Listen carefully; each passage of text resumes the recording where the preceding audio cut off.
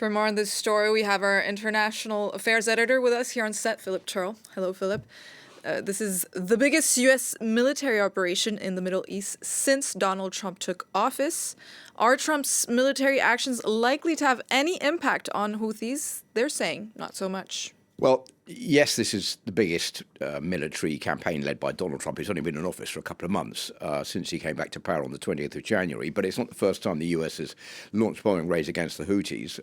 There have been several under the Biden administration, and also there have been bombing raids launched by the British as well, and also by the Israelis against Houthi positions in Yemen. So this is not something new. This is the first time that Donald Trump has done it. And he's issued an ultimatum saying that if they don't stop, then they will see bombing raids that they've never seen before, which is typical of the language of Donald Trump. But on the ground, the Houthis are remaining defiant, as we've just been hearing, saying basically that that's not going to make any difference. I think where this has all come to a head has been that since the ceasefire in the Gaza Strip, there have been no more attacks against shipping in the Red Sea. Basically, this is good news for all those companies that use the Red Sea to transport their goods from Asia to Europe, because going around a different sea route via the southern coast of Africa is much longer and much more expensive. And I think there's general concern now that there will be a resumption of those attacks, and that's not going to be good news for the international shipping industry. And that's why Donald Trump has come up right now and said why he's going to continue these bombing raids against the Houthi rebels.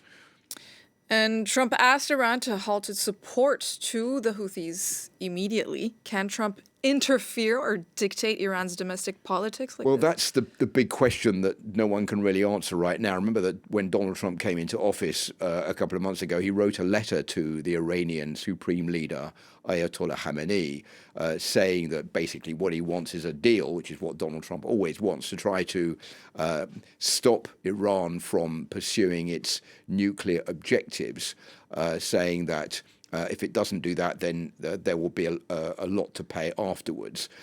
What Donald Trump is also attempting to do is to push Iran to cut funding to the Houthi rebels. They're a proxy group, along with Hamas, for example, and also Hezbollah, which have one thing in common, and that is their refusal to recognize Israel and the right of Israel to exist. And that's why the Houthis have launched these bombing raids just over the past few months since the attacks of the 7th of October, as a direct result of the Israeli action in the Gaza Strip. So will Donald Trump's actions have any effect? Yes, they probably can have some effect, but judging from what has already happened with the bombing raids from the United States already under the Biden administration, the bombing raids from the United Kingdom, the bombing raids from Israel, the Houthis are still active. They're still pursuing what they say can be attacks against shipping in the Red Sea. It's going to take more than Donald Trump just saying he's going to give the Houthis a taste of their own medicine and they're going to regret it. I think that that is wishful thinking on the part of Donald Trump. We'll have to see how long these bombing raids the US is currently undertaking are going to last for, and what the effect on the Houthi rebels is going to be after that.